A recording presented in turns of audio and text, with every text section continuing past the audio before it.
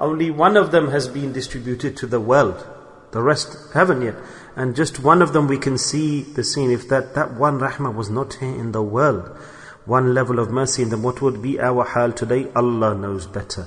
So that one rahmah of Allah, due to that one mercy of Allah, all of humanity, people in the world are connected to each other.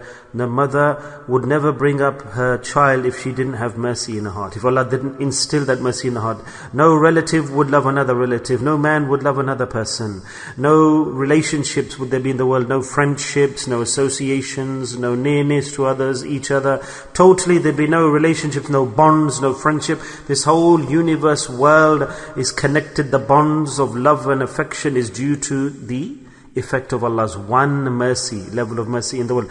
To this extent, the animals, even the animals who love their children and love each other, it's the reason why, because Allah Ta'ala has distributed His one level of rahmah to this world, due to which the universe is in existence. Even animals, in the hadith it is stated closely, and he was shocked and surprised when he said, this much love that a bird has with her chicks and children, that she doesn't have any worry that the man will hit me. Because obviously birds run away from human beings, so she took her children and her wings and her protection, and then he took the other children, the chicks, and his cloth, and he went straight to the Prophet sallallahu alaihi wasallam. He said, Ya Rasulullah sallallahu alaihi wasallam, today I've seen a unique scene that I've not seen before, that I was taking the children away from there, the baby chicks, the birds, and the mother, I saw so much love in the mother, so much love in the mother, she didn't worry about her own life for her children, and for the sake of her children, she flew down directly to protect her children.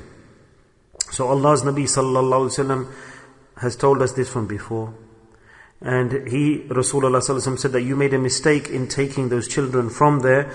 Don't make that mistake again. Don't repeat that mistake again. And from where you have taken those chicks, those baby, the birds, take them back and release them there, because Islam doesn't give permission to do dhulm with animals.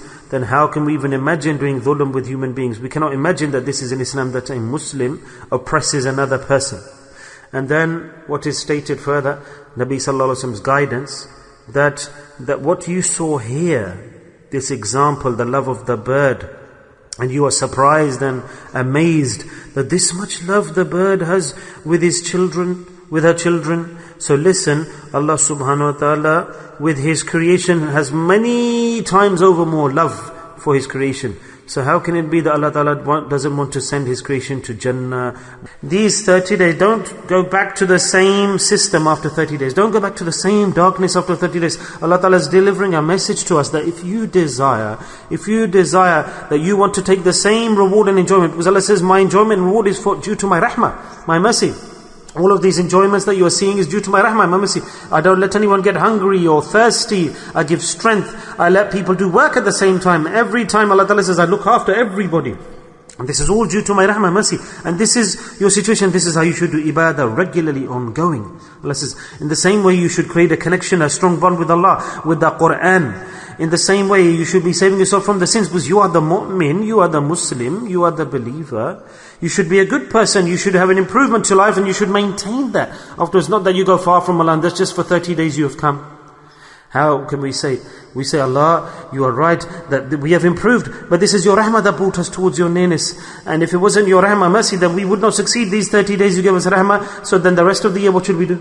Do we give up? Subhanallah. So Allah Ta'ala says, La taqnatu min rahmatillah. Allah says, don't despair of my mercy. This is the hint I'm giving you. The direction that maintain this rahmah of mine with you for the rest of your life. Say Subhanallah. Subhanallah. Don't think that Ramadan is the only month in which you can practice and come towards Allah's nearness. Allah says, if you understand my message, La taqnatu min rahmatillah, then the rest of the year you can continue as if it is Ramadan. The same enjoyment, the same taste, the same tilawah, the same recitation of Quran, the same tahajjud, the same running towards salah, the same leaving of the sins, the same love with Allah. Allah says, you cannot do this.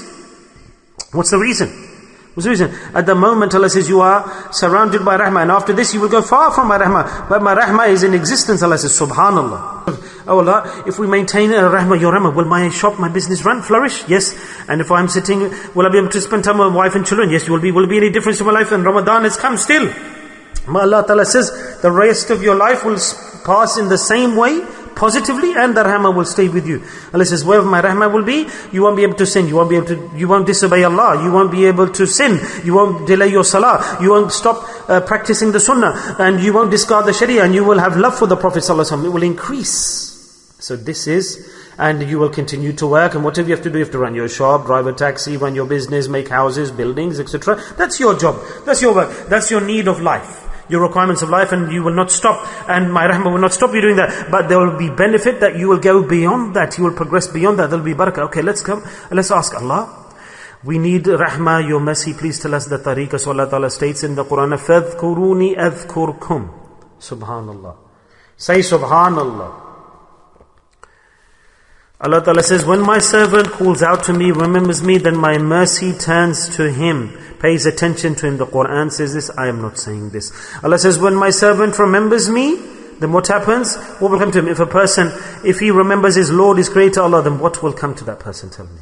What result will come? Allah Ta'ala has told us clearly, فَاذْكُرُونِي أَذْكُرْكُمْ. Allah says, when you remember me, when you do my dhikr, then my rahmah will turn to you, will pay attention to you, focus on you. How? Allah Ta'ala says that one handspan, if a person comes to me a small amount, Allah says I will come to him and handspan. And if a person comes to me one handspan distance, then Allah Ta'ala says I run to my servant, I run to my servant.